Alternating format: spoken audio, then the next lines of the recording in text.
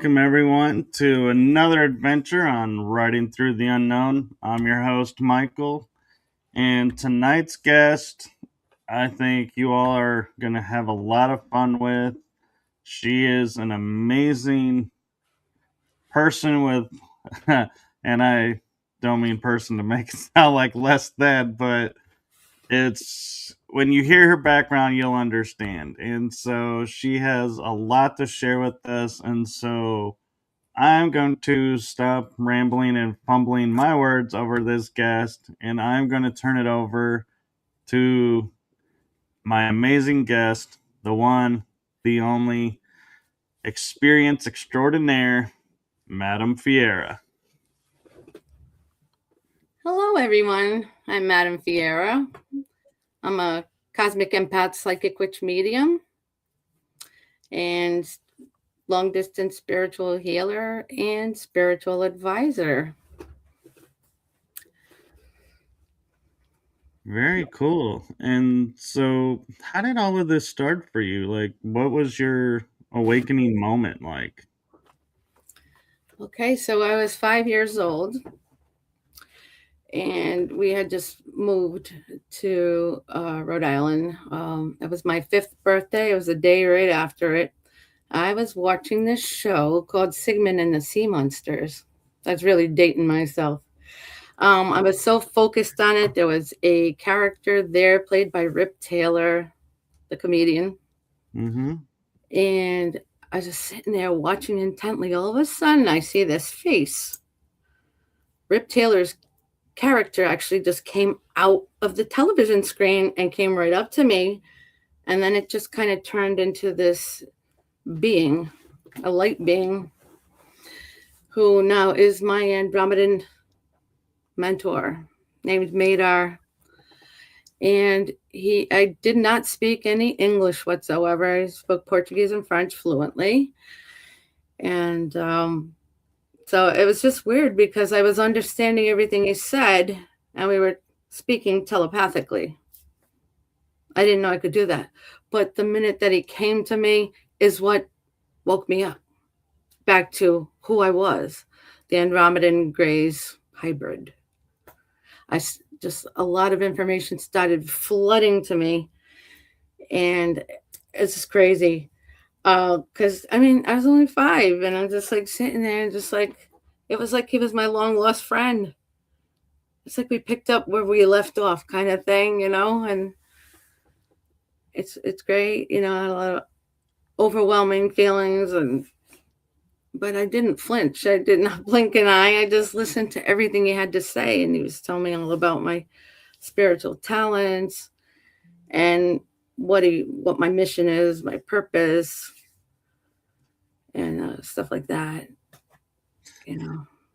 So I'm curious, and I feel like I would be miffed if I didn't ask this. At 5 years old, finding out your mission is to be like an ambassador, how do you process that, and what does that do to you? How did I process it? I just took it all in, and it's like, okay, I'm ready. I'm just like, I was guided by my spirit guides. I think my whole life, since I was born, it all started in Canada. And my parents would just leave me there. There were no laws that you couldn't leave your kids alone or anything. They went to work, and I was left in a playpen. And the woman from upstairs said that she used to come down and look in on me and see how I was doing.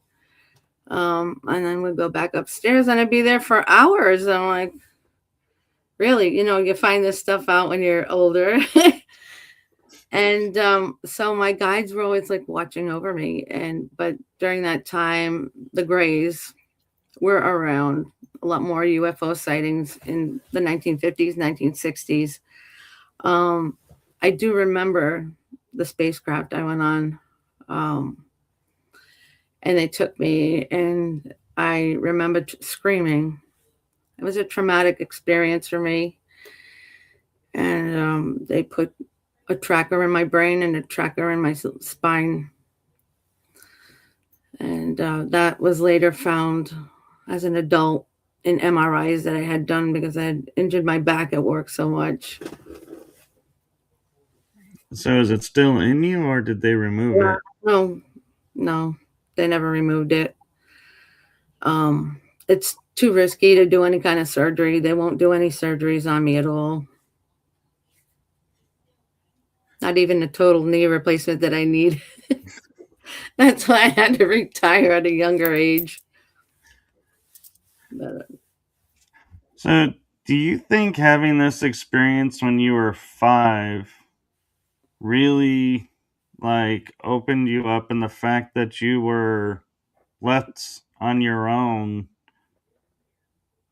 Is that why you think that this experience was more like open and more like friendly terms, that you didn't question it as much because it's like, hey, at least there's someone here that wants to hang out, versus having somebody there and be like, who are you and why are you bothering me, kind of thought? well, yeah, I was led by divine guidance my whole life. I never lost my spiritual sight. I have been seeing in 3D, 5D, or whatever form they want to show themselves. And, I would see my angels all the time, all of my spirit guides, ancestral guides. They would just come around me all the time and just tell me what to do and make sure that I was safe, stuff like that. Until my brother was born, then it's like I was left with him too. Wash him, dry him, feed him, and prick my fingers on the safety pins and dress them and put them on my back and run a mile with them on my back and my backpack and drop them off to my grandmother's, and then I would run to school every day. We didn't have snow days back then or anything. That's just the way it was. But I always, like, if I felt like I was in trouble, if I was lost or whatever, I didn't have to go anywhere. I would just talk out loud.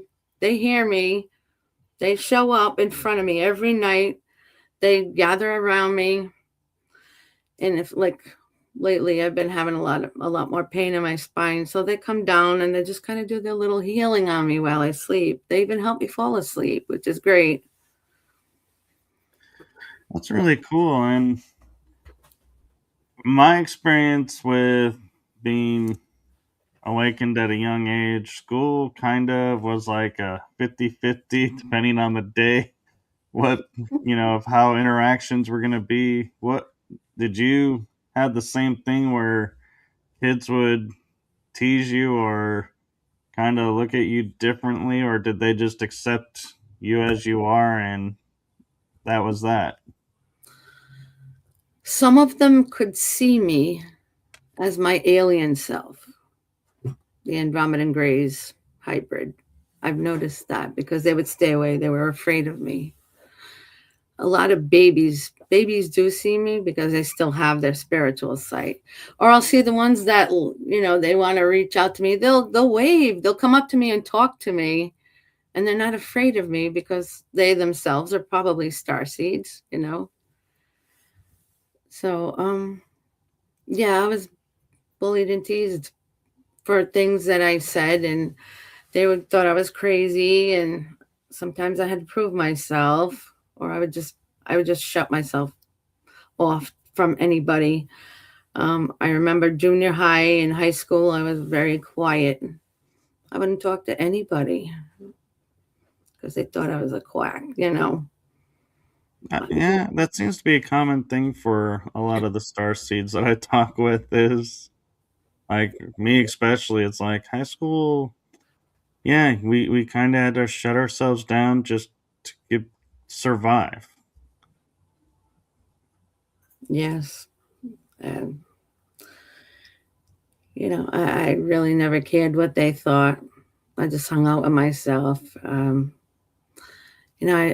more of an outdoorsy person. So a lot of times my grandmother that was living upstairs, she would catch me outside, and I'd be making some magic potions and stuff like that all on my own. Like, just, it all came back from prior incarnations, and even being, a hereditary witch. Like, it was in me anyway, inherited from my maternal grandmother, who came through my youngest granddaughter, Harley Rose, and that's a whole nother story by itself, because she had asked me to check in with my daughter, my youngest daughter, Jocelyn, and to see if that was okay, because she tried going into her, but she's a free spirit, didn't want nothing to do with it. But then so 3 months before Harley Rose was born, she appeared to me along with Madar. They came together and they told me, first of all, you need to combine the two of us. You need to have your spirituality with your pagan Wicca. We need that to work. We need the balance. We need that yin and yang, I said, yeah, I can handle that. I can make it work. Because normally when I'm teaching people or training people in pagan Wicca or whatever, I'll get some people that were former Catholics, or they're Presbyterian or some other religion, where I just kind of conform it all, change it so that I can relate more to them. And I don't push religion, but I work with it, because I've always had an interest in different religions. I like to see how the human collective is in those particular situations, or their education. Once in a while you'll have this one woman just stopped at our house like a couple days ago, and my granddaughter's looking at me like, why are they here in front of our house? I don't know them. Do you know? I don't know them. They came right up to me with their paper, like Jesus loves you kind of stuff. I'm like, no, thank you. I'm pagan Wiccan. Have you read the Bible? I said, well, do you know who wrote the Bible?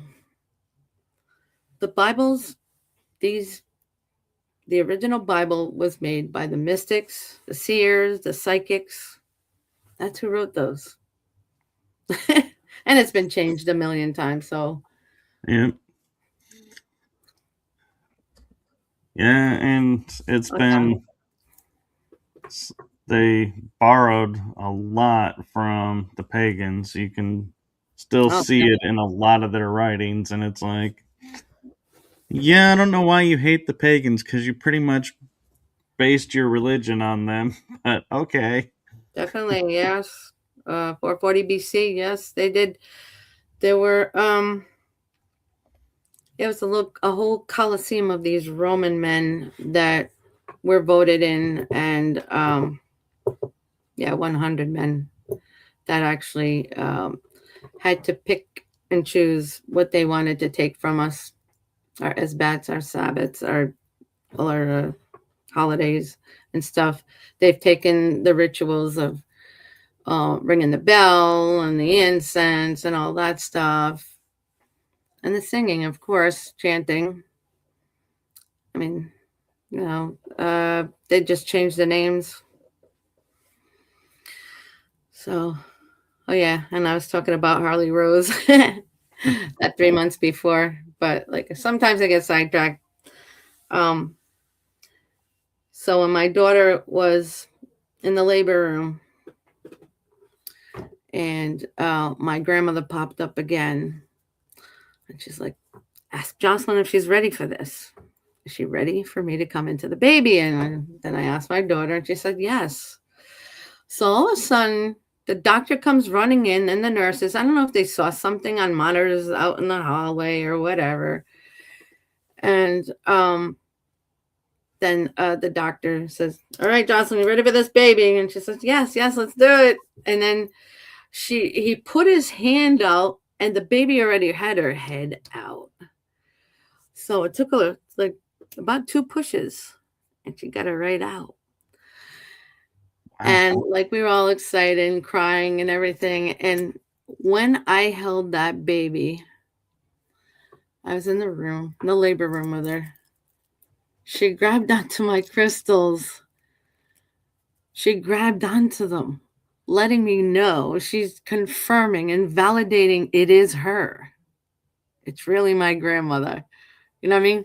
And every single time, like they were living here for a little bit. And every time I held her or watched her, whatever, again, she'd grab on just to let me know, hey, I'm still here. I'm not going anywhere, which is great. And if you talk to her today at 2 years old, she has a little Portuguese accent to her. She'll say, she reminds me of my mother with broken English, that you pick it up on me kind of thing. It's the cutest little thing. She's super, super advanced. I knew that she would be. She was a pagan gypsy witch, and she had a PhD. She was a doctor. She traveled around different countries, and she gave away all her kids to family and friends. And like I had a hell of a time trying to find them, the family, because I didn't have the right last names, surnames, whatever. So it's like I keep digging because my mother, I don't know, she didn't want me to have that connection. And my mother and I were disconnected, sort of like, but we would watch out for each other, give each other like a care package or whatever kind of thing. But, she never said she loved me or anything like that, but would express those feelings with my kids or grandkids. It was a different time. I think it was just because she was raised that way without the love. She was pulled out of school at 9 years old and put into the fields to work. And she was raised by her godmother from birth. So I didn't really get to know her godmother or anything. I met my grandmother one time. She wanted me, she always wanted to connect with me. She wanted me to know who she was. So when I met her, I just looked at her and she looked at me and we smiled because we could read each other's energy. I knew who she was. I knew all about her and she knew all about me. She knew I was gifted. And every time she tried to get close to me, my mother wouldn't allow that. She would step in. Later, after my mom passed away, going on 13 years this year, well, back then, right after the funeral, it's like I was going through her paperwork, her box of letters and things, and I found the picture from my grandmother. And on the back in Portuguese writing, it says that this is a remembrance of me. I wanted you to know who I was, kind of thing. I'm like, well, funny you should say that because I've always known who you were and what you were about. Yeah. It's just crazy the different things that happen to us along our, you would think, even growing up as a child, I always thought that everybody else had the same gifts as I did, that, we were all very magical. But, the more I talked to the kids, and I was like a tomboy for a while, and they liked hanging out, and they would teach me to speak English and stuff like that. And, oh, yeah, those were the good old days. I actually, I had a very, a soprano voice. And when I sang, I was in the chorus at 5 years old, and I got to sing at Rhode Island College. I had to do a solo by myself on My Country 'Tis of Thee, which was pretty cool. It didn't bother me then to be in front of an audience for some reason. I don't know, it must be the Leo in me. um, yeah, I don't know. Things just change so fast. Time is going by way too fast. In a blink of an eye, here it is. It's like almost Friday again. It's like, where did this week go? Like, I was I know. that busy? Like, I'm home. I'm not even working, and the time is just flying by. And then I start to think back. This is it. This is what Madar was talking about all along. This is the pinnacle point of your life. So things have to speed up a little bit faster. All this stuff going on with the UFOs, the UAPs, the reptilians. I had to battle them a couple times, and it's not easy. It really isn't. After 50 years, I had gotten this an Andromedan golden shield given to me by my Andromedan family, and so I make sure that it's on me when I lay down to go to sleep. It's spiritual, obviously. Right. But I picture myself as fully having it on And that energy of white light, you always have to protect yourself. I do have crystals around in the rooms and stuff, and just for extra protection. I mean, whatever beings pop up, they will try to attack. People like me, psychic mediums especially, they like to go after them. They know how to push your buttons. They know how to make you freak out, and they'll just take advantage of that, especially when you try to trance. Right. Right. So Um, I have a curious question around Madar, and that is, you talk about him being a mentor and that he's always been around and guiding you. Is he soul family? Like, is he related through your Andromedan blood or yes. energy? At, Okay. well, he's told me at about 4 million years ago. This is my last mission, and I've been around that long. Many, many, many incarnations, timelines, etc., etc. I was supposedly his wife. And so we've always had that love connection, so he's always been around. Okay. Every time I passed over, like I've done past life teachings in the past with some of my I had a coven back in the day in my 20s. So we've done a lot of that kind of work too, and the shadow work, and I helped them with different things. But I started to remember when you're spiritually awakening, though, at that, at a very young age, it seems like you keep getting the flashbacks, like especially with a remote. I'm a remote viewer as well. Being clairvoyant, clairaudient, clairsentient, all of that, and so that does help too. I mean, you could do a lot of things with remote viewing,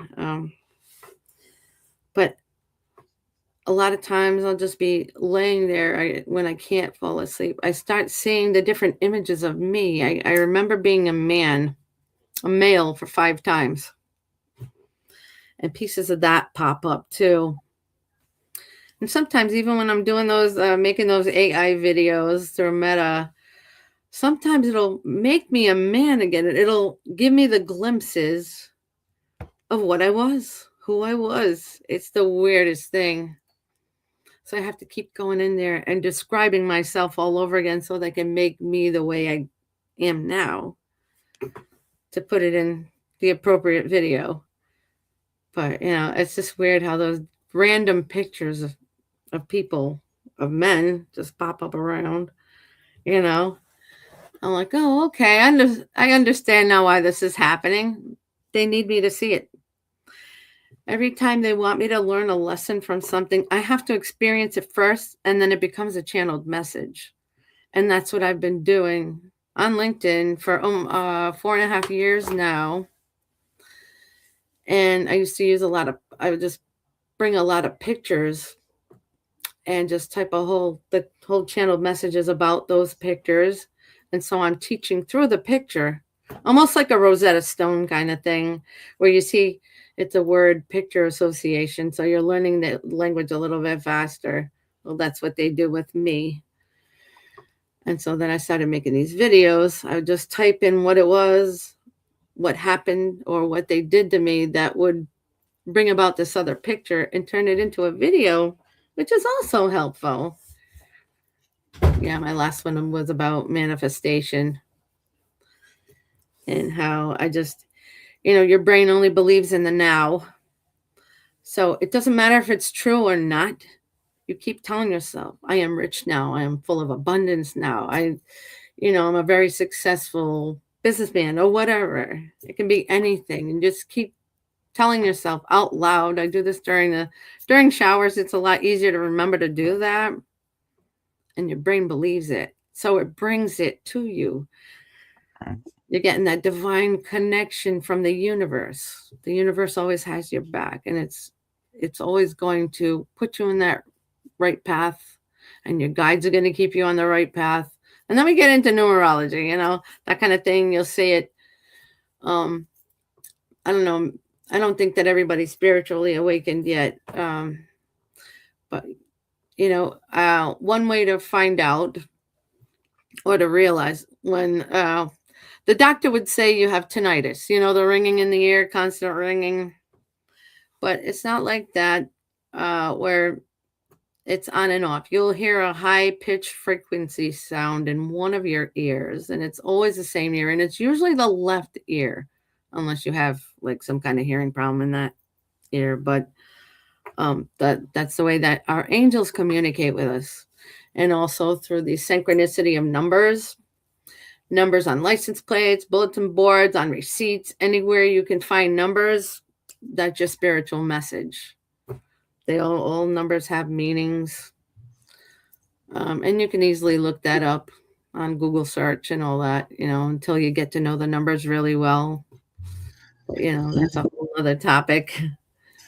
It's interesting you talk about the tone because yesterday there was like 2 or 3 times during the day I would hear this tone in one ear, and I would look because I have 2 dogs living with me, and they would not be acting like they're hearing anything or not responding at all. But I'm like, I'm hearing this tone and trying to figure out where it's coming from because I'm like, it's not a like beep beep. I mean, it was a long tone for like a minute or two, and I was like, how are you guys not hearing this? And why are you not reacting to this? It's like I'm hearing this, and you supposedly have better hearing than I do. Yep. But you can know it's your angels trying to communicate with you. And what's good to do is have a notebook nearby or a dream journal, whatever you keep, and just write down the exact time that you hear it. That's your spiritual message right there. Those numbers. I never thought about that. Mm-hmm. I always thought it was trying to get my attention, and so then I would say, "Now you have my attention," and I'd be like, "Well, what's the message?" and just wait to hear it. Because they deal strictly with numbers, they can't show it to you any other way. It would be your other guides that would pop in with maybe images in your head if you're able to see them at all. Some kids never lose their spiritual sight. And I say, yeah, if you don't use it, you do lose it. After 10 years old, that's what it seems like, with all the kids that I've spoken to, and my kids and family and all. So, Yeah. yeah, they're always trying to get a hold of your attention somehow. So they might pop up. You might be seeing these cars with these plates, and they'll still say the same numbers in front of you. You'll see 555 a million times a day, or 111, kind of thing. Well, the fives pop up a lot because that's like a lot of um, grandeur, kind of like transformations, all this greatness coming to you, all these wonderful opportunities, and a lot of changes in your life. That'll pop up a lot. When you see all the ones, a lot of people talk about the 1111, which is, the twin flames, but it also has to do with opportunities, new careers, new jobs, new home, new travel, anything new, exciting news, leadership, they have very specific meanings to each number. That's really cool. And I know we talked about this a little bit ago, and it was in the middle of a story, so I didn't want to interrupt the story. But what was it like battling the reptilians? Um, it was, I thought it was going to be harder than it was because I'm fighting off these, well, they have demonic presence, and they came at me. And at one point, let's see, back in 2018, I was having an EEG EKG done to see if I had paroxysmal AFib. And so I was hooked up to I have all these wires on my head, and I had a little box that kept track of my heart and everything. And I believe that's the first time I really battled them. I was actually, this office was where my bedroom was, and they had a lot of cameras on me. They were watching for that, any other like seizures or whatever. So I had to wear it for 3 days. On the third day, I was attacked. So there were these five dark demonic presence, and I did tend to see the reptilian features. And one of them said to me, "This is the day you're going to die. You're going to die right now, today." And as soon as I heard that, I started yanking all the wires off me. I was trying to pull, and at the same time, I was yanked and thrown back into my bed. So my spirit team, it was my mother mostly, and my spirit team were around, and they just pulled me out and they disappeared.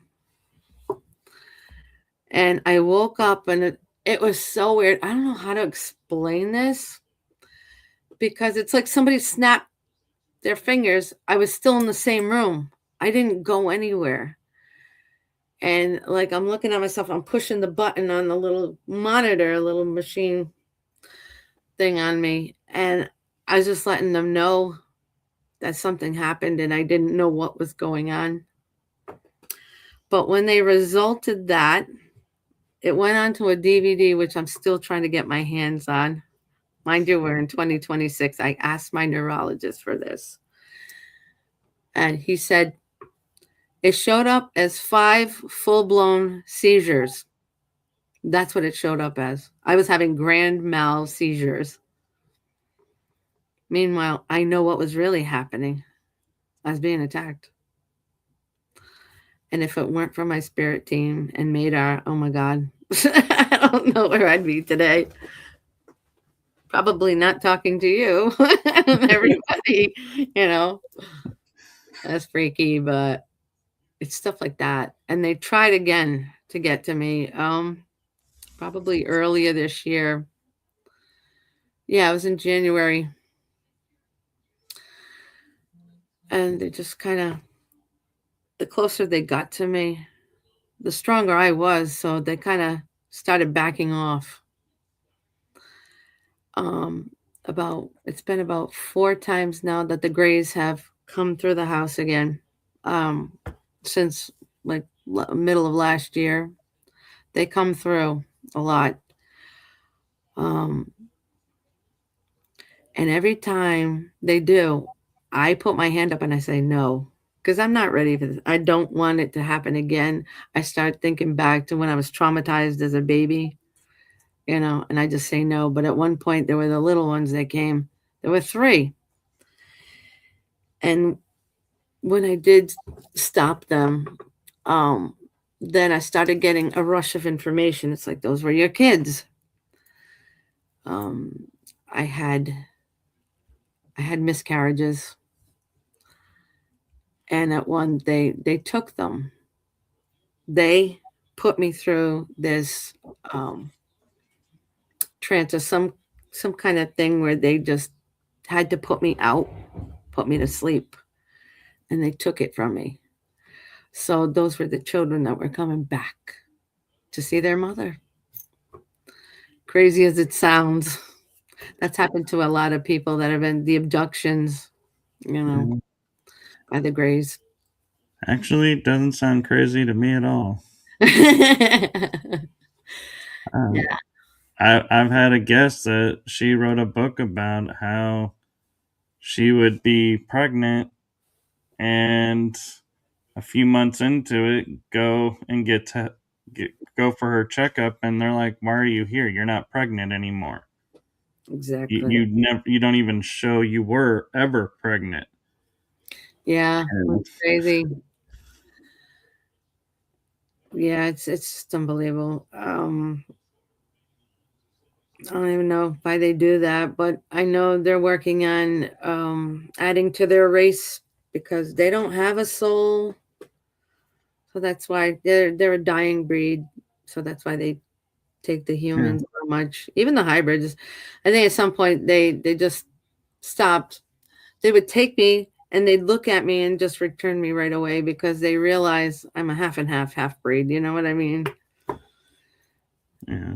Even though I got my tracker on me, they know. And even if you look outside my house, you'll see up in the sky, you'll see there's about like, I don't know, I counted about 18 of them the other day, but they're in triangular form. They just, you know, 3 in a row of UAPs and they're all around the house. That's a protection sign, the triangles, especially in palmistry. But I know that they're out there. I'm always doing the videos too and posting them. And you know, they don't want me to do videos, but I want the human collective to see what's really happening. I need them to believe this. I need them to see this. You know, 'cause I know the scientists don't really believe in that. Doctors too. Um, they're still saying no. We don't have any. There's no such thing. You know, but I know. I know the truth. Right. I speak the truth. All right. And so, does Madar introduce you to other beings out there, or? Yes. Well, there's a natural portal here coming through the roof, through my office and down into the closet behind me. I have met tons of them. They they had told me I was a multi-dimensional interpreter, and I have gone before the Galactic Federation, and I know I'm an ambassador for them. And he takes me up there once in a while, and so I'll get to meet the different kinds of beings. And I know I accidentally kind of pissed off one of them that came in one time. And because I didn't really believe it was an alien at first. Like, I'm like, I'm not drunk. I don't drink. I don't smoke. I don't do anything. Like, why am I seeing him? Like, you know what I mean? Like, here in my closet, like, of all the places. And it just made this weird face. And I said, hey, you're really kind of cute, though. Where are you from? Are you from like I just like, you know, goofing off, trying to see what I can kind of Oh my god! know. I'm And just picturing an ambassador hitting on a representative. I'm just playing around. And I'm like, are you from like Pluto or someone somewhere? Like, uh, no. He made this really weird face at me. Like, he's from Neptune. And then he disappeared. Oh, I was going to say Arcturian. It sounds like the way the Arcturians might respond. Yeah, oh no, oh yeah, that's another story. Yeah.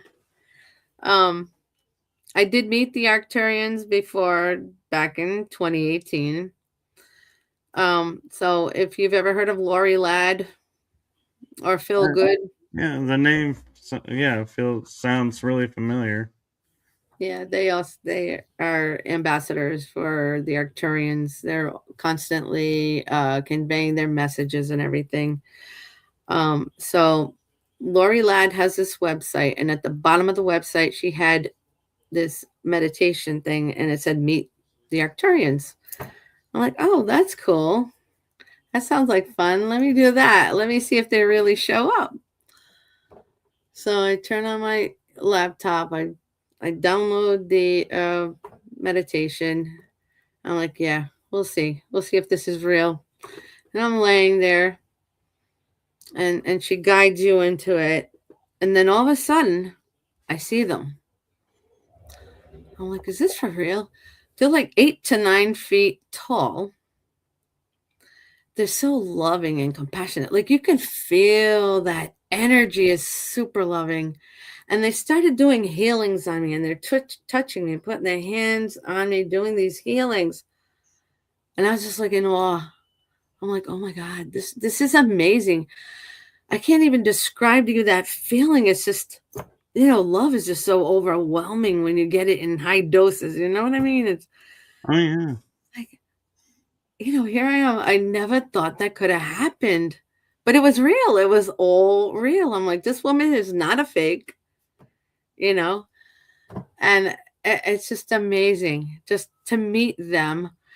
And when it was over and the meditation ended and then my screen went blank, all of a sudden, Madar comes running in. He bolts down the hallway and he told me, "You're not Arcturian." He had never told me I was Andromedan until that year. And I just sat there and I cried. I'm like, "I'm Andromedan? Oh my God. Like, why didn't you tell me?" He said, "Because you're not listening. You're not listening." Because back in when the day that he woke me up spiritually, like I said, "What do I call you? How do I get your attention?" It's like, "Call me the Sandman." That's what he said. So every Yeah, time I heard that, the Sandman and that song, Mr. Sandman, Bring Me a Dream, that, right. I'm like, oh, that's where they get it from. It was just, I'm like, oh my God, this is great. I'm Andromedan and Grace. Hey, this is amazing. I had to do some more posts about that, but I was on other social media, and people thought I was wacky. I even got into the other, the IMVU, Second Life. Those ones Oh where yeah, you get the different avatars. They're cartoony, and I tried to reach out to people. Ask if they wanted me to do a reading. They're like, they take off because they think I'm going to charge money. I was doing everything for free for 50 years. I never charged anything. The only thing I charge for now is when I'm doing my full palm readings, all lines, which I actually have my daughter's my daughter Jocelyn's book. And I do oh like wow. I put a lot of pictures in it, and like I just kind of incorporate everything with her reading, what it's showing me. And she is a star seed also. Not everyone is star seeds. You could have one child that is and the other three aren't, but all of my children are, thank God. Same thing with Aubrey, her older daughter. It's like I put a lot of. They're all very special. I always ask my clients what colors they like, what the themes they like. I get a lot of requests for fairies and things like that. Anything magical. I Yeah. find it interesting, because I learned tarot when I was a teenager, and I was able to get it. And I learned some other healing modalities at the same time. And when it came to palm reading, I took a course in it, and about the only thing I could remember is, yeah, if you have an M on your hand, that means this. But other than that, it was like I have no idea what these lines mean. It just I could not take to it, and I was like, I always thought that was interesting that palm reading was like the only seemed modality that I could not grasp. Well, it is kind of hard. It takes about 8 years to master. I've been doing it since I was 5 years old, and I still don't call myself a master in anything because we're constantly always learning. No two lines are alike, like snowflakes, and situations change everything. Like you'll have like your dominant hand is what you were born with, it's your destiny. And the passive hand, the opposite hand, obviously, are all the changes that you've made in your life. So I can see that stuff, especially, when you get into spiritual markings and and the starseed markings too. They're all very um, individualized. So what was I going to say about that? They do Well, show up. They show up in your palms. They show up on your body. yeah, I do find it interesting. It's like the M on my right hand, I had to subtract two lines to see the M. It actually looks like two triangles touching each other, and I'm like, oh, if you remove these lines, yeah, there's the M. And I'm Right. like, so I got an M on both hands, but I never thought about what those two triangles mean in the middle of my hand. Right. And I'd have to look at it again to see, because you could be a very gifted person yourself. And, the lines are, like I said, the lines are always changing. It could be a little circle on there, it could be triangles, squares for protection, special gifts. You'll see little stars. They're like the asterisk. There's just so much to learn. You can't just look at a book and say, okay, I know it. No, you Right. don't know it. My oldest daughter tends to call me once in a while. It's like, Ma, can you look at my friend's palm? I'm like, well, you know what? I'm charging for that now. It did when I make an appointment. But they go by pictures. I'll take pictures of their palms and then I'll do the reading. And sometimes they want it emailed, which is a lot quicker. But if they want the book form, it could take 1 to 2 weeks, depending on how many lines are there. Right. Everything shows up in your palms first. I've seen so many, like 43 years of doing paralegal work and my nursing work. And I would always look at my patients' lines and I'd see, like, if they had a certain disease. Like, I've picked up lung disease in one of the nurses I worked with. And she's looking at me like, lung disease, really? I said, yeah. And especially look at the clubbing in your nails. So she went to her doctor. Sure enough, it was the beginning of lung disease. And she was away for so long. I think she was out for like a year. And then when I saw her back again, I looked at her hand again. It was like perfectly normal, the way it should have been. And it's just so wild that, everything is represented by your body, your thoughts, your dreams, like Right. challenges, everything. Even if you've gone to jail, like I noticed the littlest things, and then people will ask me very specific questions, like, should I do this? Should I go there? Should I travel? Shall I take this job? I'm like, well, let me look at your hands. I can answer you that way, or I can just tell you psychically what I see, kind of thing. I love scrying. That's like my favorite thing too. Like, I have crystal ball.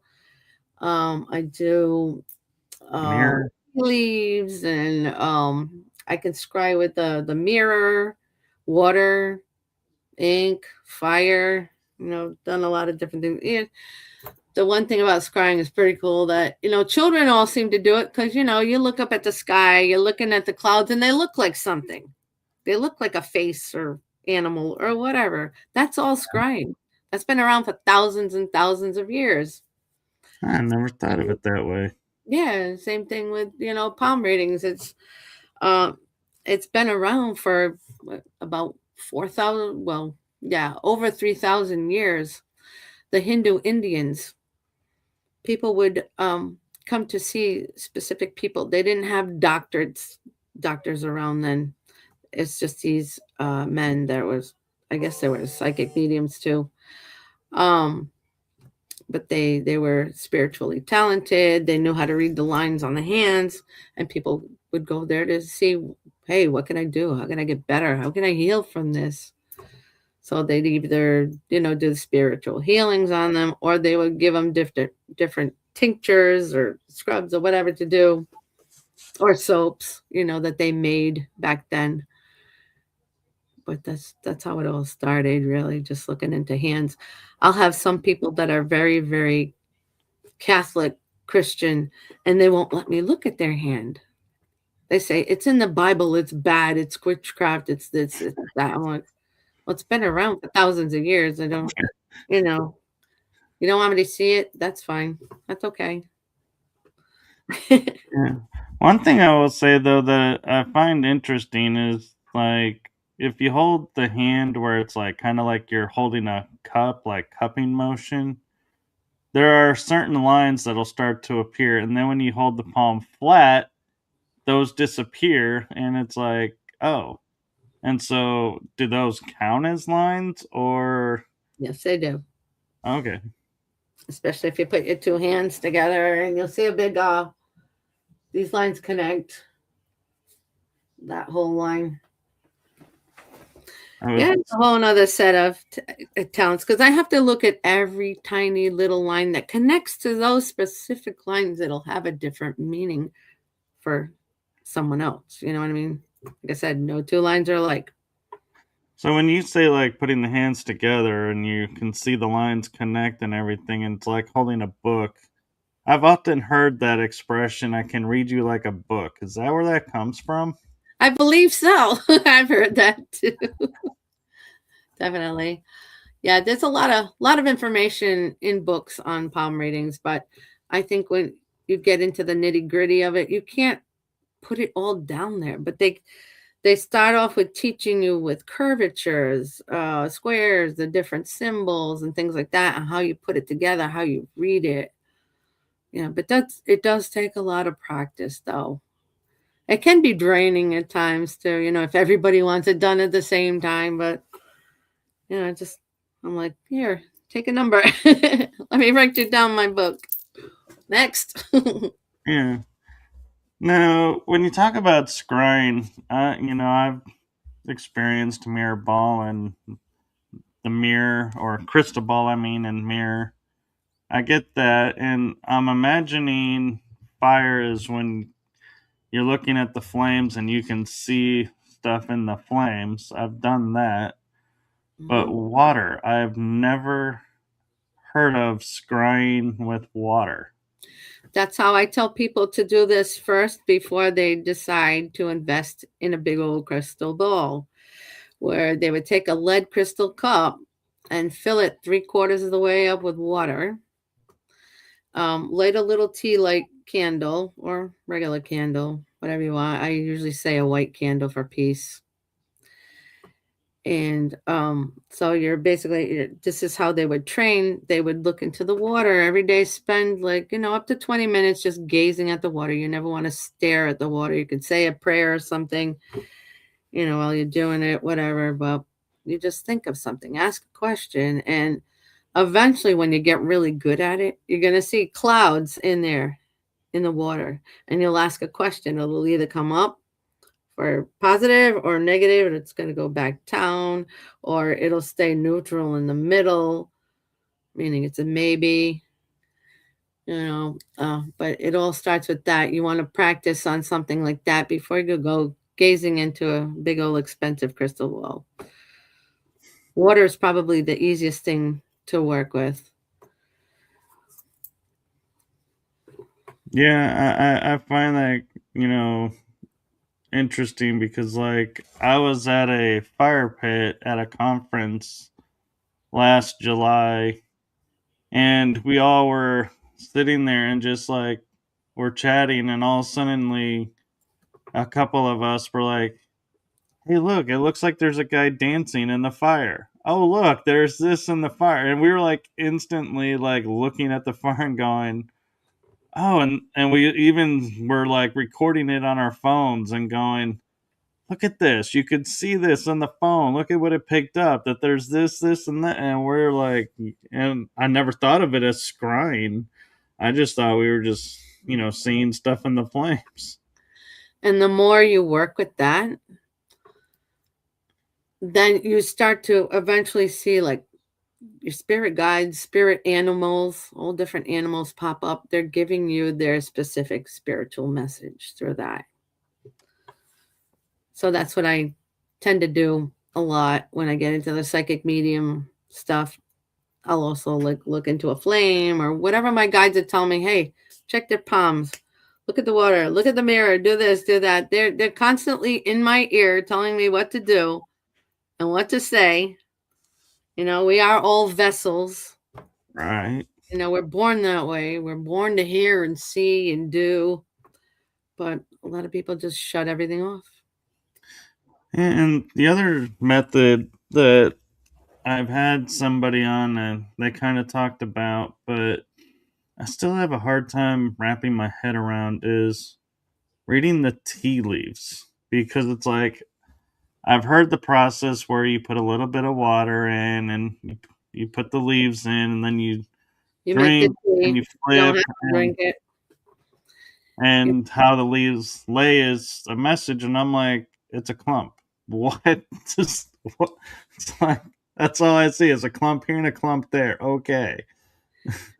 But it's the process of it where you're turning the cup 3 times around, and you're making sure that the water is seeped out, down to just a tiny bit left.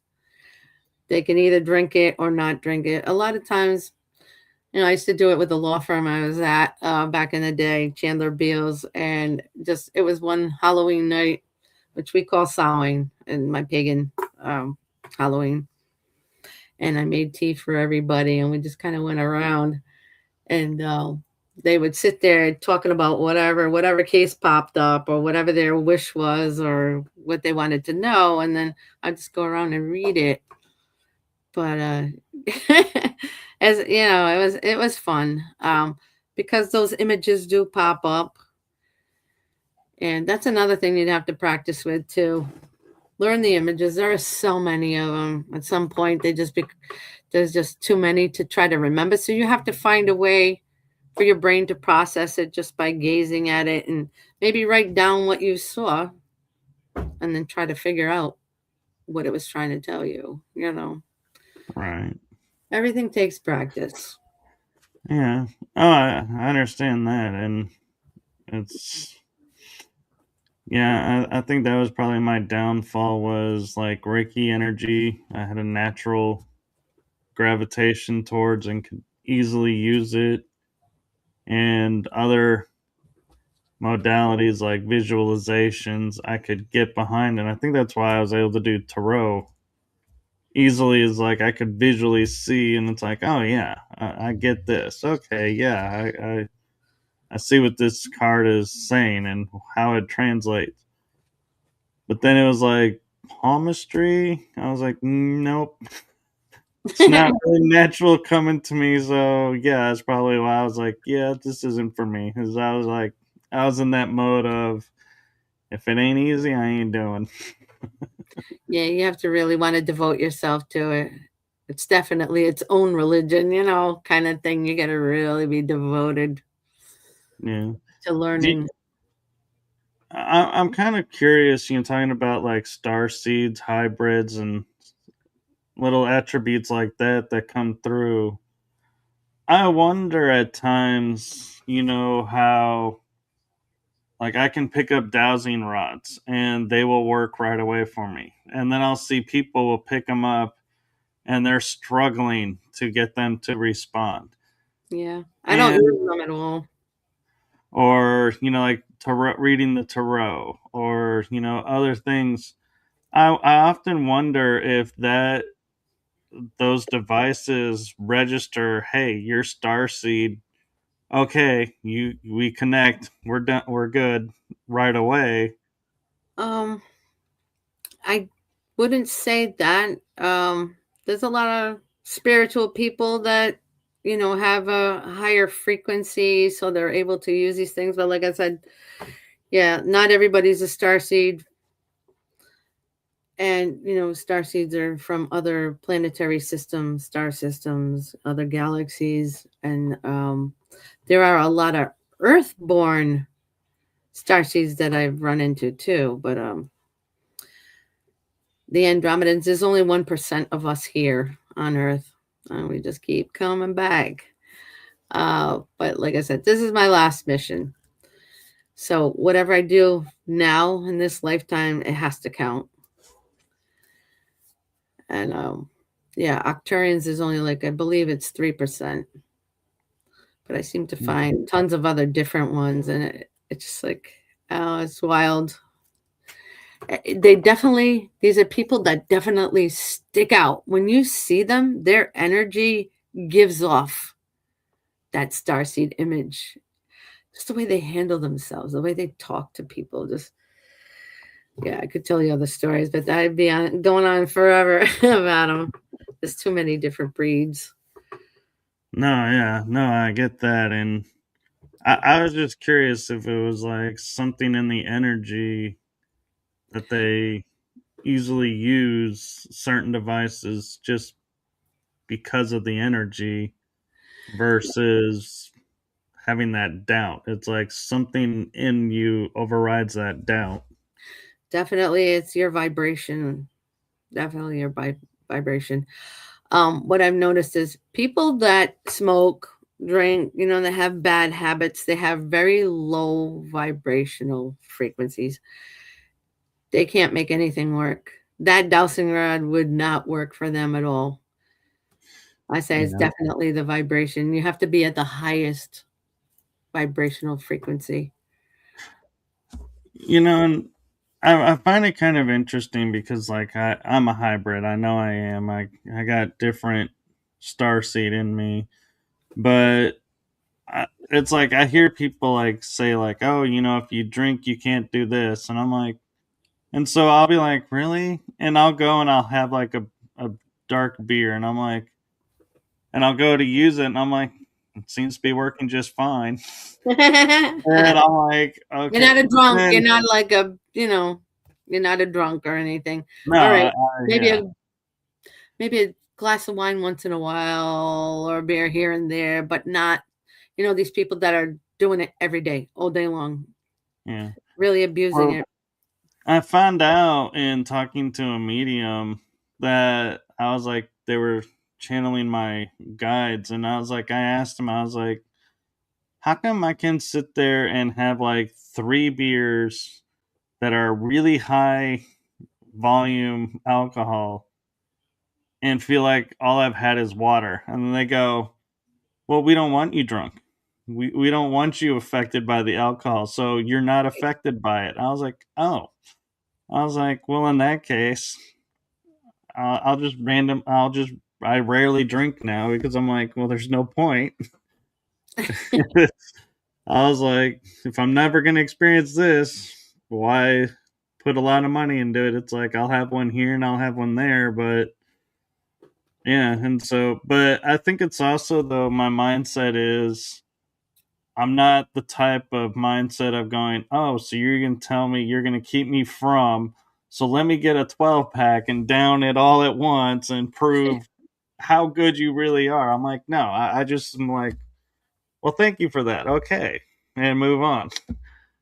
And your guides are still going to pop up behind you. They're still going to want to give us their message to Yeah. pass on to you, kind of thing. Just because you drank doesn't mean they're not going to come out. They're going to say something. They might give you a warning or something. Or But like a they're look. always around. They don't go away. This that is heaven. It's heaven's just you know they say it's a planet, the planet of love. I've written a post about that before, but I say like Sylvia Brown used to say, yeah, it's heaven's only 3 feet high. And, as a psychic medium, you notice that it seems that they are about 3 feet high when you're looking at that spirit that comes through. They're always floating. Yeah. And so that's why they say that a lot. But definitely, if there's a problem, like even my husband actually had his hip surgery and he had physical therapy come in, and one of the woman that came in, she was just sitting there going over things, and then I just kind of mentioned, "Oh, excuse me for a second. I just wanted to mention your father has a message for you." And she sat there and she cried. And I was just telling her how proud he was of her for what she was doing and the degrees she's gotten and how she's helping people. And he saw that I could see him. That's why he did that. He brought it to my All right. attention. Just, get her attention, let her know. There's a lot of crazy things that have happened to me. Oh my God. Like, even like, I hate being interrupted when I'm doing something. Like, I was outside mowing the lawn years ago, and that's one of my stress relievers. I like pushing the lawnmower. And my daughter's first love, one of my daughters, I have 3 daughters, one son, and it was her first love, and he popped up in front of me, and it's like, hey, I need to get Alyssa's attention. She's hearing me, but she's not listening, or she's listening, or she's not hearing me, kind of thing. Right. I was just looking at him like, can't you see I'm mowing the lawn? I don't want to stop right now. Please, please, please. I need to talk to her. She needs to hear me. I'm like, really? Really? Right now? Right in the middle of all of this? Like, do you understand how this affects me emotionally? And like, I hate it, can't stand it. And then he just started telling me all these intimate things. And my jaw dropped. I'm like, are you kidding me? Okay. All right. All right. Since you're not You going to realize stop, you're talking to Mama Bear. You I sure you text want to my be going daughter. there? Yeah. I text my daughter. I told her everything that he said. And he's like, oh my God, really? He really wants to talk to me that bad? I'm like, yeah. He knows that I can see him. So he had to come bug me while I was cutting the grass. So a couple days went by. She calls me, Ma, I found the perfect way to connect with Ryan. And this is great. It works. I'm like, okay, what is it? Pandora. I'm like, you're kidding. Pandora. I've never used Pandora for anything. I'm more of a Spotify girl. I love Spotify. But I'm like, yeah, how do you do that? It's like, well, I ask him a question and I turn it on. I'll ask him to respond to me. And he picks up a song. A song pops up. The lyrics pop up. And it's exactly what he's trying to tell me.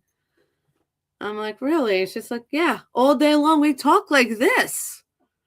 I'll say, Ryan, okay, well, what else is going on? How are you doing out there? That kind of thing. Yeah. This music keeps popping up. These lyrics keep popping up. I'm like, yeah, all right, fine. Sure, whatever you say. All right, I gotta go. We'll talk later. And so there I am. I'm listening to heavy metal. That's the only thing I ever listen to most of the time, 99% of the time.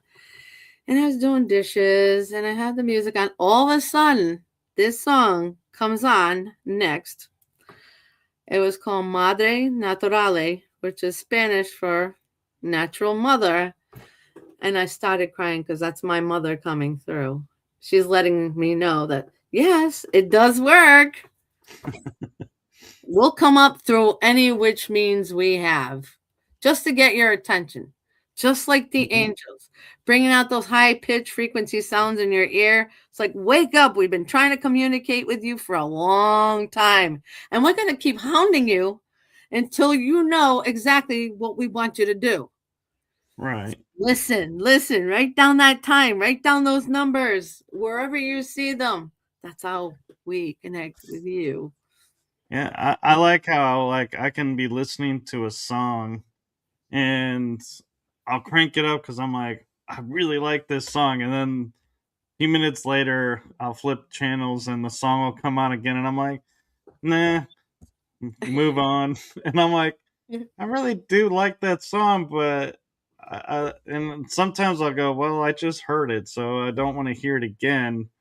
But other times I'm like, I don't know, was it just for that moment that I was like really into the song and it had a purpose, and then the next time I Always. heard it, message was delivered, so I lost interest in the song and moved on. And one of the things that my parents always thought that was kind of funny about me was I would grow up and I would naturally go to like either 80s music or the golden oldies, like the 60s, 50s. I'm like, oh man, you put those on and I would be entertained and just sitting there enjoying the songs. But it's like, yeah, nowadays it's like, yeah, every once in a while I like to put on the 60s, and my parents are like, why do you have an affinity to the 60s? You weren't even around yet. I was like, I know, I just do. Probably reminded you of past lives. Yeah, like I would connect that with I would listen to these things. My father had huge collections of, vinyl and when he left when I was 17, so it was a really sad time. It was close to Christmas time. So I would find that music somewhere or buy the vinyl or whatever, just to remember those feelings, the Yeah. feeling and the connectedness that we had because we were so close. Yeah. What's kind of funny about that is like my mom passed in April, and being metaphysical, I mourn the physicality, but I still talk with her and everything. And I was looking at Amazon and I was like going through my wish list because I was like, well, I'm going to order a book. And I'm the type of person, I'm like, if I order one thing, I'm going to, scan through the list that I have and make the order worthwhile, not just Exactly. one thing here, one thing there. And I saw that I had earmarked a movie that we liked on Hallmark.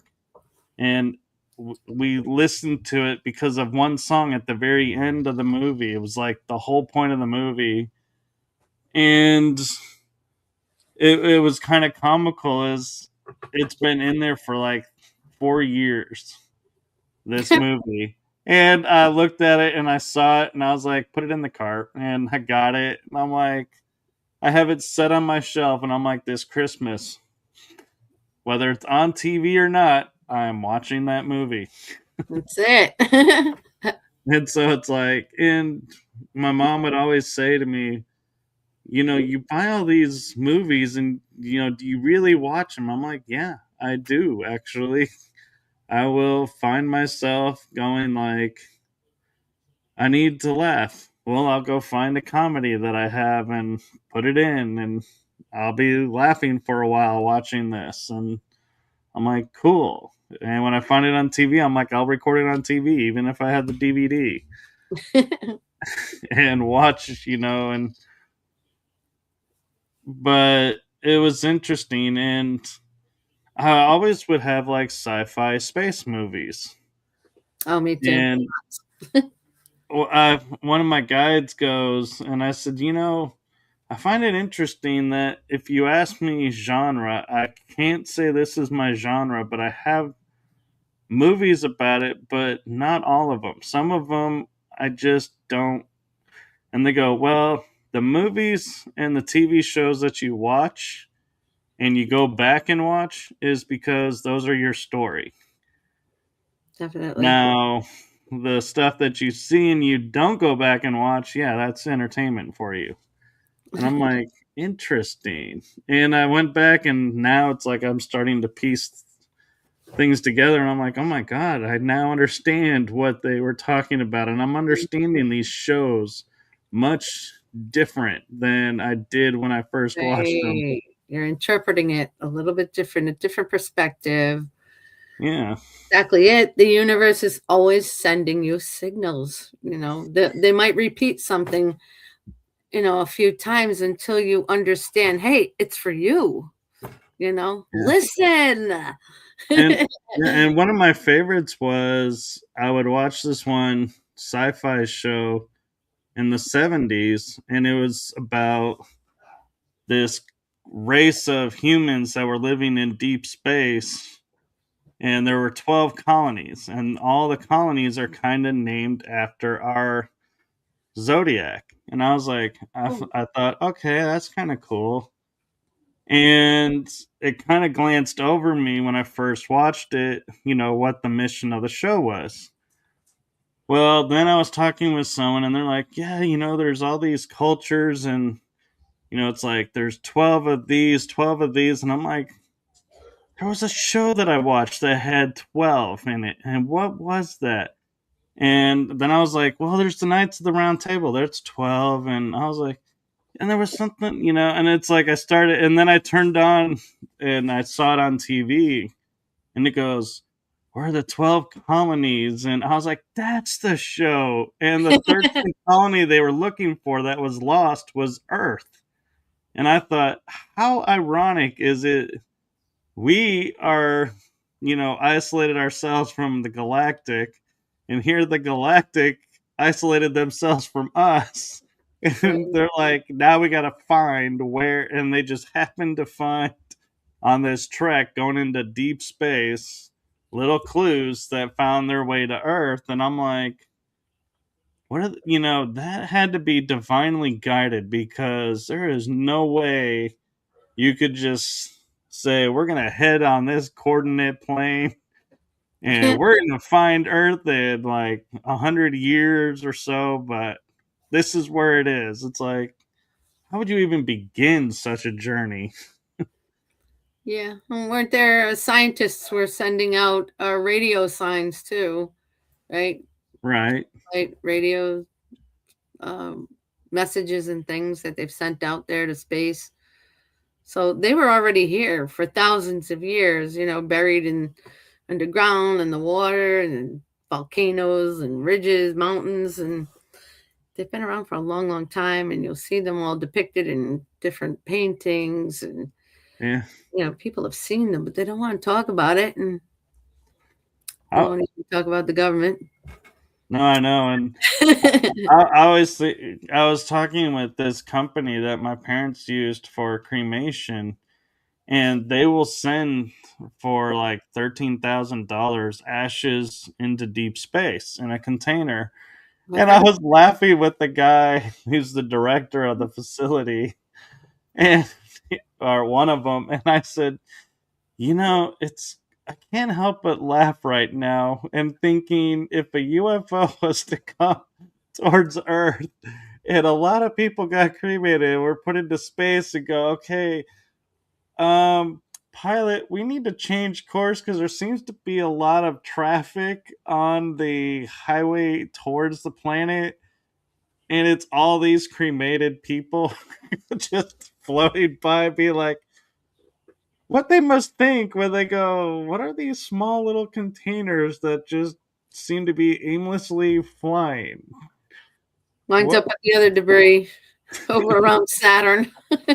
it's like, They're doing for the ocean too now. And you can even do it, put it into a book, and it turns into a tree. There's so many different really? companies now out there. Yeah, I've seen that. That sounds interesting because I love to read Yeah. books. So that'd be cool. Yeah.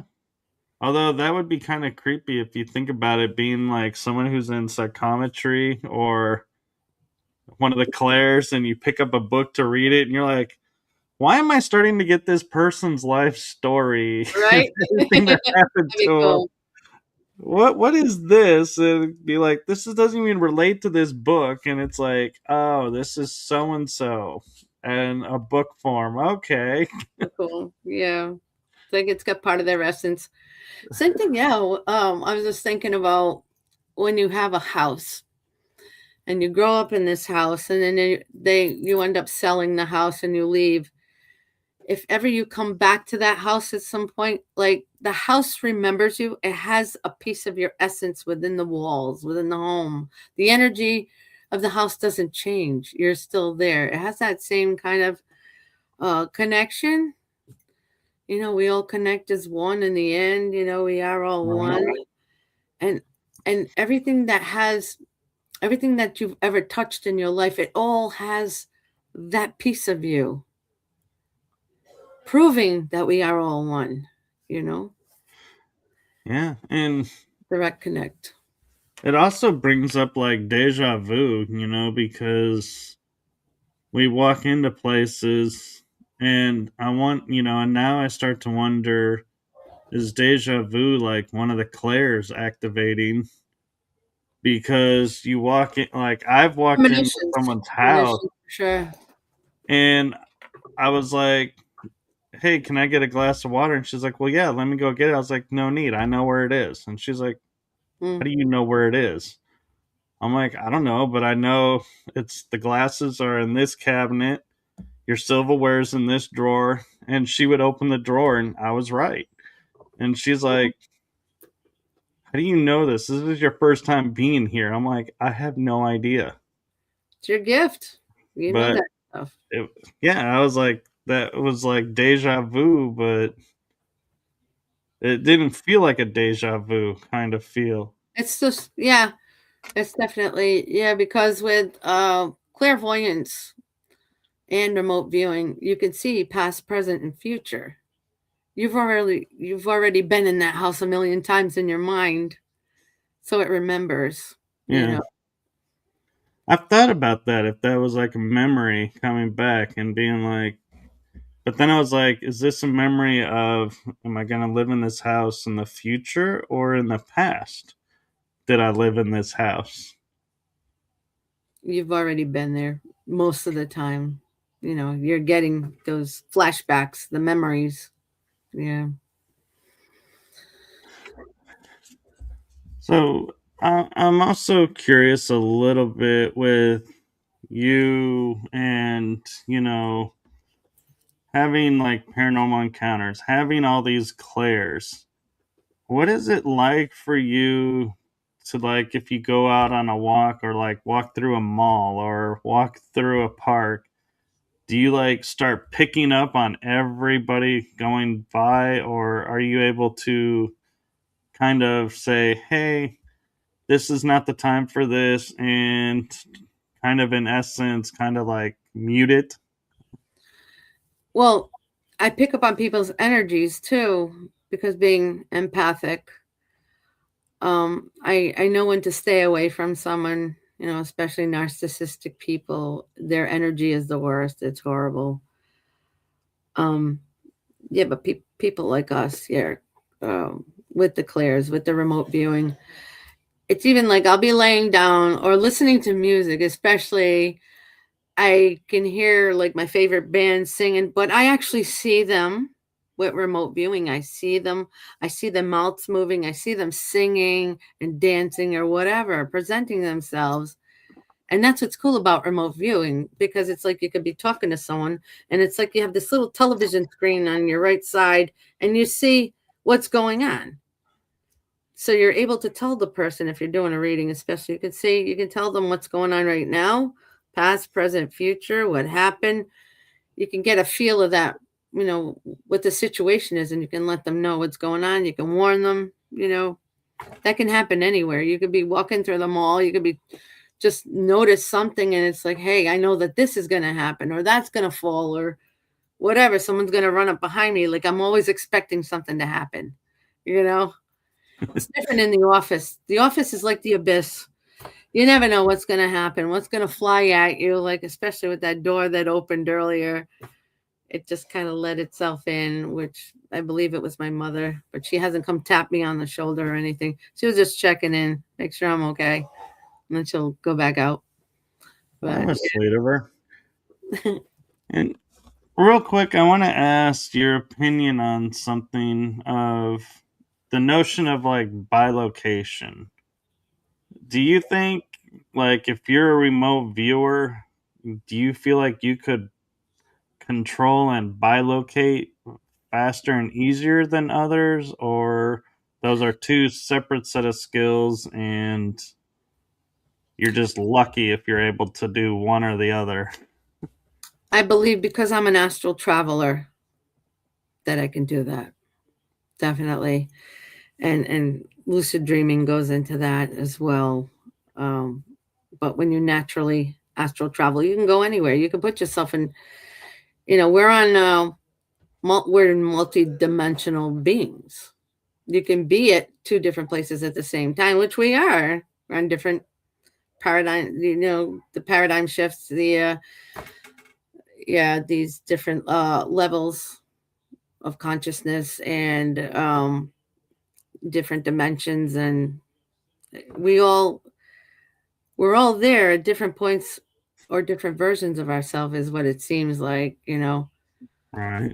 different dimensions. And but I think that with remote viewing and clairvoyance and stuff, we're able to do it a little bit easier. I just think because we do it naturally, like when I lay down, go to sleep, and I astral travel like right away. I'm always in a different place that I've never been before, and I come back and sometimes I write it down, keep note just in case I physically get to see it. But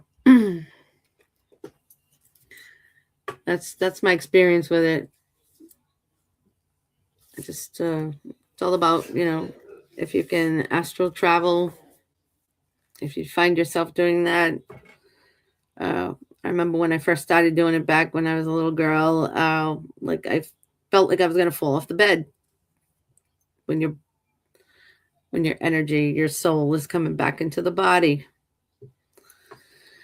And, Yeah, I've had quite a few weird experiences with all of that.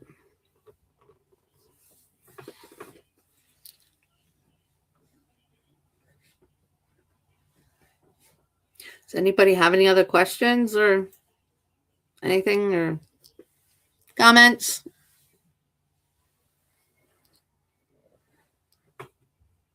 So I know my battery's about to die out and I don't even have my cord in here. It's in a whole nother room.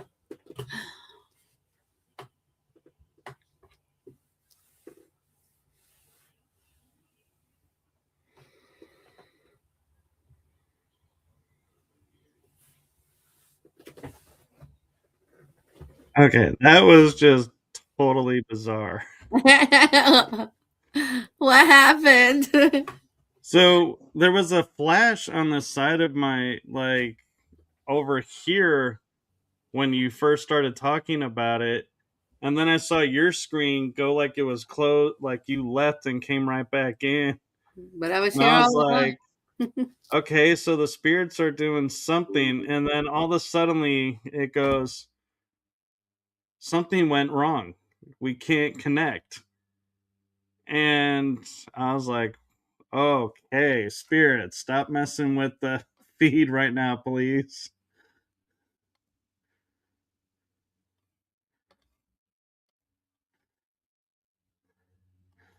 So, okay, seems like energies are having fun, and I apologize if anybody is commenting in the chat room. The comments have disappeared, and it's acting like I just came in and everything. And so, please, if you do have a comment or if you have commented while that glitch was going on, please do let me know what your comment was, and we'll see if she comes back. Seems like the spirit world and the energies are saying enough on this topic. Time to get going, and so we'll see. And let's. I'm gonna text her real quick to see if she's gonna be popping back in or if she's having the same issue I have.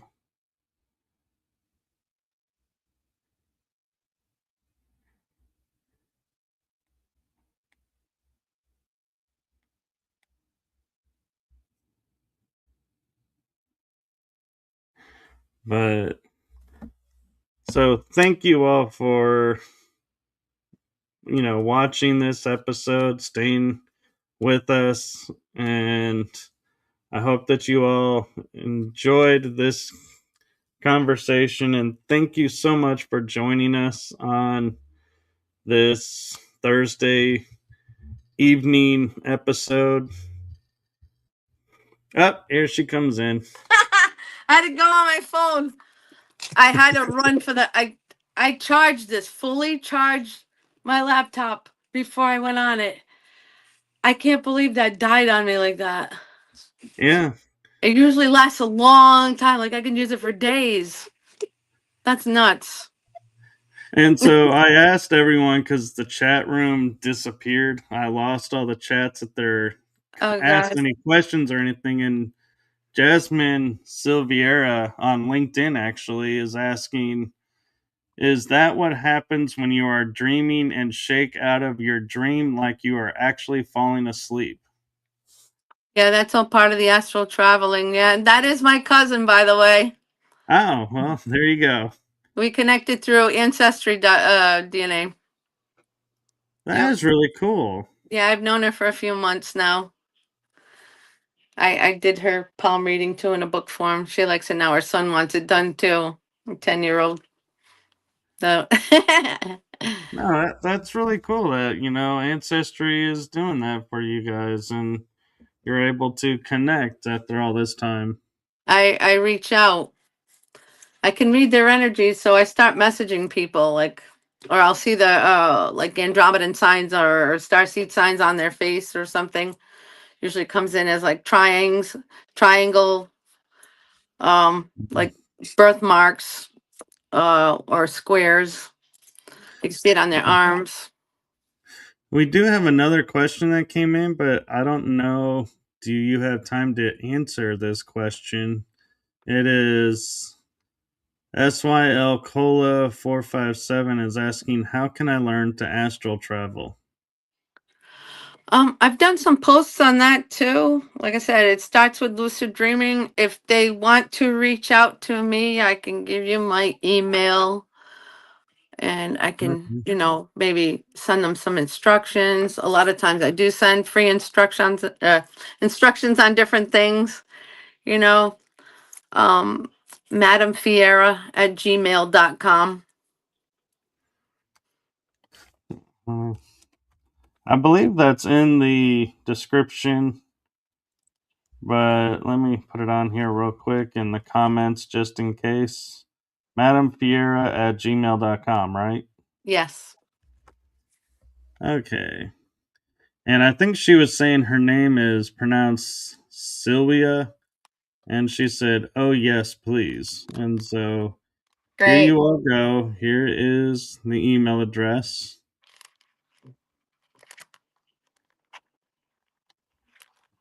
And let's see. She's she's saying, "Oh, thank you, Miss Fiera."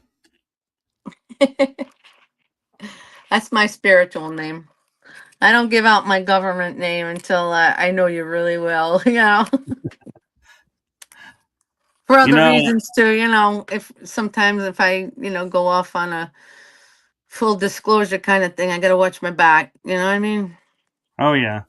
And what's funny about that is I have a friend that I know through her avatar name.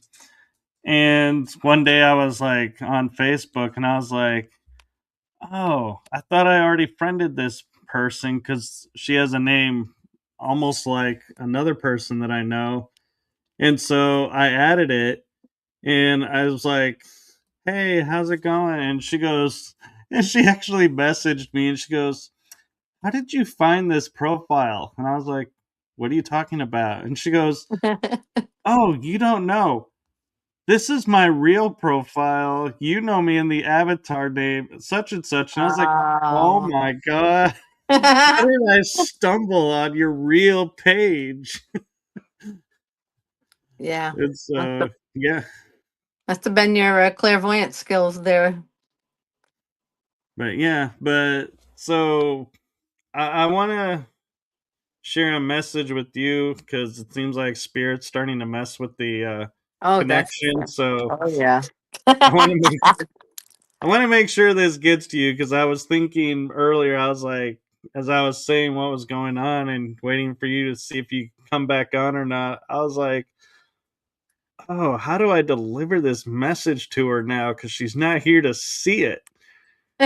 But the message that I'd like to share with you is from my heart and the heart of my shows to you. Thank you for what you're doing for humanity. It's seen, Oh, thank you. felt, heard, and so appreciated. That's why I'm here. I'm trying to help everybody as much as I can. I do a lot of my work is for free and I'm retired now, so I have more time to devote myself 24/7. I do what I can. Every time I get a new channeled message, I'm right there on LinkedIn. Sometimes I'll post on Instagram, but they never really took me that seriously over there. I was just treating Instagram a little bit differently. A Right. few And posts here and there, but I'm kind of surprised by LinkedIn because it's got this persona of being like professional it is. career building website. And then it's like you go on there and there's like mediums and psychics and channelers and all kinds of energy workers. And I'm like, I get the energy workers, but I'm surprised LinkedIn wants to, allow this because it's kind of still a little bit on the fringe. And it's like, I'm kind of impressed sometimes the kind of profiles and some of the material that comes through. And I post these shows on LinkedIn, and I wait every day, every like the next day after I do some really controversial shows,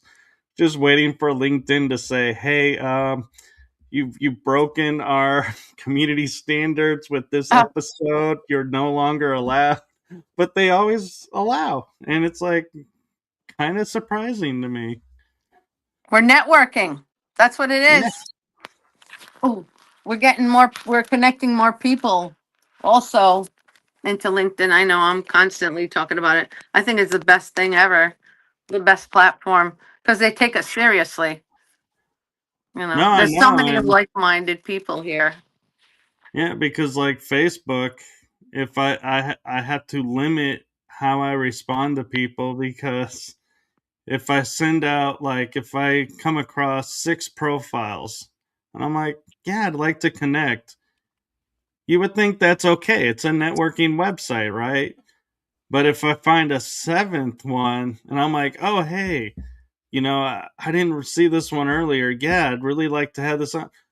No, you can't add this person because you've used this too much and it's keep you from abusing our system. And I'm like, what? And like the first week I was on Facebook, when I on my first profile, I got put in Facebook jail for sending too many friend requests. And I was like, Oh, isn't this kind of what you're about, is networking and making friends? And now I'm in jail because I was networking and trying to make friends. But yeah, yeah, it was a week where I couldn't send any requests or respond to that people that was weird. because they were like, you abused the system. And I was like, I used your system. Or I you said wasn't too much. abusing it. Yeah, I was like, I didn't realize. And so now I get like restricted, like for sometimes 24 hours because I added too many people or too many comments. And I had to private message 2 people because I went to say thank you for them saying happy birthday to me. And Facebook took down my thank you comment to them and said, you're spamming these people. I'm Oh like, my how God. is saying thank you a spam? So yeah, I've learned to. It's like I may get 30 comments about something to a post, and I'll respond to like 10, and then the next day I'll go to the next 10, and the next day the next 10, and it's like, and if more come in, I'm like, okay, I can't respond to everybody because I don't want it to start getting called as spam because I'm responding to you all as soon as you message me. So, yeah. So, I didn't to even be realize. honest, I know I have a feeling though it's because this is my second profile that they're watching and they don't like when I'm posting, so they're trying to make it more difficult. Censorship, yeah. Yeah. They're like not outwardly doing it, they're like underhandedly doing it by going, well, he left because he just said it was too hard to use and we don't know why. It's like, oh no, I'm not giving you that satisfaction. I'm like, I will leave when you deactivate my profile. Sounds like me in TikTok when I got banned. You post the wrong thing. You can't post yourself working out like it's almost like a half dressed, Can't wear like a sports bra and like sweatpants. Like you can't have no skin showing. They ban you. Not anymore. But here on LinkedIn, it's all fine. Like TikTok, no. Oh They no, banned me. TikTok. I see videos Go all the ahead. time of women working out with or guys working out and they're in their little gym suits Really? Hmm. and it's like it'll be like a small clip of one person and then it'll be another clip of another person and another clip of another person all in one video, and that's probably how they're getting away with it. It's not one person for the whole time, it's a series of people. And it's, yeah, and I will agree it is unreal sometimes what you have to go through. And like, I can post reels, but then like the next day it'll say like, nope, we can't upload this reel. I'm like, I've been uploading this reel for like a month now. Nothing's different. And trying to get professional monetize mode, they'll be like, well, you got to post a reel once this week. And I'm like, well, I can't because you won't allow me to. So, you know, I don't know what you want me to do with that. So, oh well. And now I can't, now they've made it to where I can't even see what I'm supposed to do in a week or Oh being no. monetized and stuff. They're like, you have done 0% of what you're supposed to do this week. I'm like, Oh my God. well, that's because I can only see 0% of what I'm supposed to do right now. It used to be like 30 posts, and I'm like, okay, I have a week to make 30 posts. I can do that. Is it like controlled But, by AI or anything? oh yeah, Like an automatic Autobots? Like, Meta controls Facebook now, and they control Instagram oh, and WhatsApp, okay. and so yeah.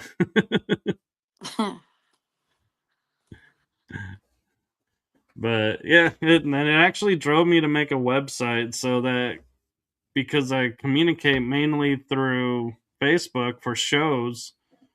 And so my guests are mainly on Facebook. So I'm like, God, if my Facebook account goes down, it's like I go into a little panic mode because I'm like, nobody knows that the shows are still on or not. And so every once in a while, I'll post a comment that says, hey, here's my website, and if you're a guest and you want to see if the shows, are still going, check the website because I have the calendar of episodes.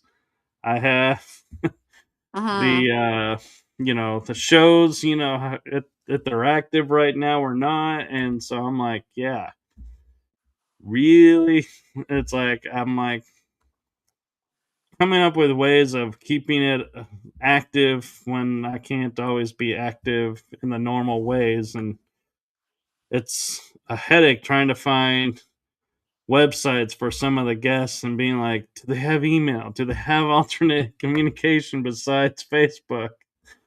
Please tell me they do. Yeah, I tore down my website like twice. You get all the views, but sometimes they're just not calling you, and it's like, what the heck's going on? What did I do wrong? It's like, oh, man, I got to start all over again, or hop on someone else's, like findmagicpeople.com. I was on that for a little bit, and I wasn't getting anyone calling or whatever. So I was thinking maybe my prices are too high or something, because that's when I had started charging a few years ago. And it's like, I don't know, maybe it's just not none of that. Maybe I just have to go and talk. Just Yeah, speak to people and just like, hey, I'll give you a discount. Anyway. yeah, Oh yeah, they're freaking no, out over here. They're doing stuff on my phone. It's like, that's it. That's it. You've had enough. You said enough. yeah. Well, we actually are at almost an hour and 45 minutes, and I'm Wow. like, wow. Oh, holy moly. What are you doing to my phone? Okay. Well, They're thank you for going coming nuts. on, and Oh, I'm thank so you for glad having that we met on LinkedIn and me. Yeah. through. And Thank for you so some of much. you also who may be watching, we met on LinkedIn, and we also, I think around the same time, met on 5D Healerverse. So shout out to Trish and her group and to Hi, LinkedIn. sister. I love her. She's awesome. She is. She is like so busy. There are days where I will turn on and see all that she's doing and be like, God, my life is just being wasted right now compared to what she's doing. I'm like hardly doing anything. It feels like compared to her, and I'm like, yeah, I gotta stop doing that. She's on her mission. I'm on mine. Mine just seems to be a little easier than hers. I guess depends on what you're working on. Anyway, yeah. Yeah, but yeah, she's a busy little bee, and more power to her. She is like always somewhere doing something, it seems like. It's nice. Yeah, you get to travel around and live out of your backpack or Yeah. suitcase. Yeah, she's everywhere. That's awesome. I wish I could do it. I wish I had the funds to do that now. Maybe eventually at some point. I thought about that, but then I was like, it's like the fame. When people are like, I want to be famous, it's like, have you talked to a famous person? Because I think if you do that, you'll change your story because it's like famous people, they're always having somebody watching them. They're always like their whole life is being scrutinized now. And Yeah, it's like, paparazzi. you really want that? And it's like, well, no. I'm like, yeah, so don't go the fame route then. Yeah, I am related to someone famous too. But yeah, we don't really communicate too much, and because she's always on the go, always doing something.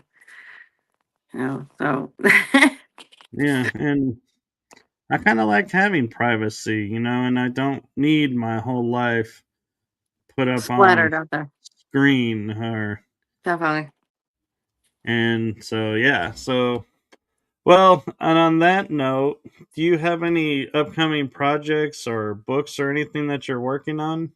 I am working on my book, my life story from spiritually awakening at 5 years old. Convos with Madar, a starseed memoir. That's what I'm calling it. So I got to get to writing a little bit faster and using that word to text mode. Oh You can yeah. use. That's what's great with AI, where you can like read out everything you've written, and then it'll get saved in there, so you can just basically copy and paste and put it into Google Docs. That would be a lot easier. It has a word count in it and everything. You only need 40,000 words for a novel, you know? That's Yeah, I know. all. What I do actually with my books is I use Word because if you self-publish through Amazon, they prefer Word document or PDF. And so I'm like, okay, so and I know the book is going to be 9 by 6 or 6 by 9, however those margins are for the books. So I Yeah. preset the Word document to that size. So then I'll just type into it everything that I'm thinking about or wanting to put in the book. And then it's like, I know from the first book that I published, if I want a hard copy, I need 80 pages. Paperback is like 24 pages, and ebook, I think, is whatever, pretty much whatever you want. They don't care on the ebook side of it, but it's like, yeah. And so I do that to kind of set my mindset. So I'm like, okay, this is a book. This is how this is going to work. And I've never been able to get the page numbering to work because it always wants to do the title page as page one. I'm like, that's not page one. Page one is the first chapter, but it will. And so this book that I'm working on right now, I'm like, I'm just doing the chapters, and then I'm gonna upload and probably put into a new Word doc and have the cover and everything on it, and see if it'll maintain that page number. If it alters it, I'll be like, oh, I can't do page numbering. But yeah, because people ask me like, "Hey, what page is this on?" I'm like, I don't know. it's it's in this chapter. It was in this part of the book. It's, I think, towards the middle. I'll because it's not easy to write a book actually, as it No, seems. not at all. Except for children's books. You only need like 120 words. Yeah, but a I lot draw of my own. pictures. I like drawing my own illustrations too. I wrote a book, Nana's Angel in the Sky, but I haven't published it yet. So I'm thinking of self-publishing. The fees aren't So as high.